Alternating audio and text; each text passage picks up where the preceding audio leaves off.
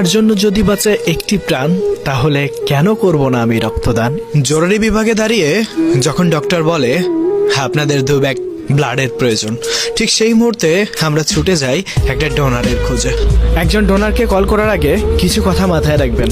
ডোনারের যাতায়াত খরচ, যে বেলায় রক্ত দিচ্ছে সেই বেলার খাবারের ব্যবস্থা, স্লাইন, পানি, ডাব এগুলা অবশ্যই খাওয়াতে হবে। যে ব্যক্তি স্বেচ্ছায় করছে রক্তদান, আসলে তার মানসিকতা অনেক মহান।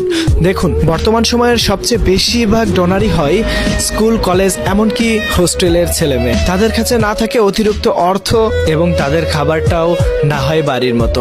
তাই ডোনারের যত্ন নিন, নিজে পাশে দাঁড়ান, অন্যকে পাশে দাঁড়ানোর অনুপ্রেরণা যোগান। অনেক সময় দেখা যায় পরদিন এক্সাম, তবুও তারা ব্লাড দেয়। শুধু তাই নয়, এই শহরে এমন অনেক মানুষ আছে যারা নিয়মিত রক্তদান করে। তাদের মধ্যে কেউ শ্রমিক, কেউ ভ্যান চালক, অনেকেই আছে সারাদিন খেটে